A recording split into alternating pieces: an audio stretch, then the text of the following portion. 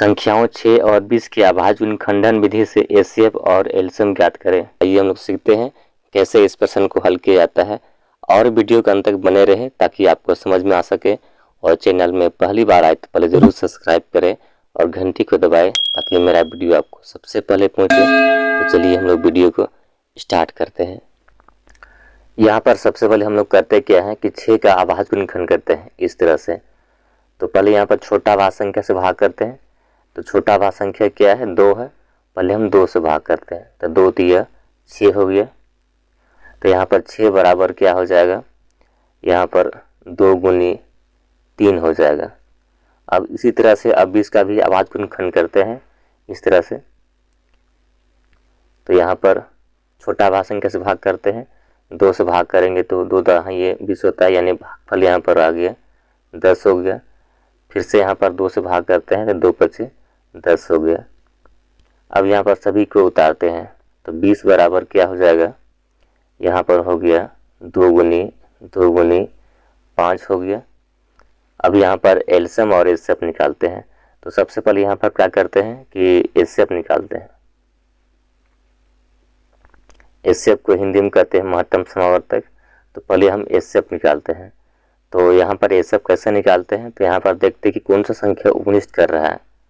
यहाँ पर कौन सा किया, ये 2 उपनिष्ठ किया। तो यहाँ पर हम 2 लिखते हैं और यहाँ देखते हैं कौन सा संख्या उपनिष्ठ किया है, अब नहीं किया। तो इसलिए यहाँ पर इससे बराबर क्या हो गया, ये 2 आ गया। अब आगे हम एलसीएम निकालते हैं। तो एलसीएम कैसे निकालते हैं, तो यहाँ पर जो संख्या उपनिष्ठ करता है उसको हम सिंगल उतारते हैं, यानी यहाँ पर 2 उतारेंगे और जो संख्या उपनिष्ठ नहीं किया है वो सभी को उतारते हैं। तो यहाँ पर उपनिष्ठ कौन सा ने किया है, ये 2 ने किया है और ये 5 ने किया है और ये 3 ने किया है, ये सभी को उतार देते हैं। अब गुना करते हैं तो 2 गुने 2 कितना हो गया, 4 हो गया। 4 पचे 20 होता है और 20 तिया 60 आ गया, यानी यहाँ पर एलसीएम बराबर कितना आ गया, 60। आगे हम इसी सवाल को दूसरे टाइप से हल करते हैं।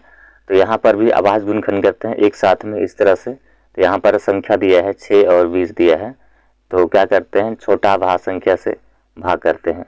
तो यहाँ छोटा भाज्य संख्या क्या है, 2 से।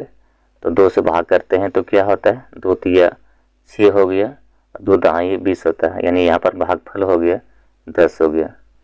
फिर से यहाँ पर देखते हैं किससे भाग जाती है, 2 से भाग करते हैं। तो 2 से ये नहीं गया तो यहाँ पर हम उतार देते हैं 3 को और यहाँ पर 2 पचे 10 हो गया। अब यहाँ पर सभी गुणनखंडों को उतारते हैं इस तरह से। तो क्या हो गया, यहाँ पर हो गया 2 गुनी 3 हो गया गुना 5 हो गया ऐसे। अब यहाँ पर सभी को गुना कर लेते हैं। तो गुना करते हैं तो क्या आता है, 2 गुने 2 4 हो गया, 4 गुना 3 करते हैं तो 12 होता है, 12 पचे 60 हो गया, यानी यहाँ पर एलसीएम बराबर कितना हो गया, 60 हो गया इस तरह से। अब हम आगे एचसीएफ निकालते हैं। यहाँ पर हम 6 भाग करते हैं, 6 भाग 20 करते हैं ऐसे। तो क्या होता है, 6 तिया 18 हो जाएगा, 3 बार में जाता है तो भागफल यहाँ पर हो जाएगा 3। अब यहाँ पर घटाते हैं तो 20 में घटाते हैं 18 तो क्या बचेगा, यहाँ पर बचेगा 2 हो गया। अब 6 से भाग करते हैं तो नहीं जाता है, तो इसको यहाँ पर हम पलट देते हैं इस तरह से। तो 6 को हम यहाँ पर लिखते हैं ऐसे। अब हम यहाँ 2 से भाग करते हैं तो 2 तिया 6 हो जाएगा इस तरह से, इसको बोलते हैं एचसीएफ।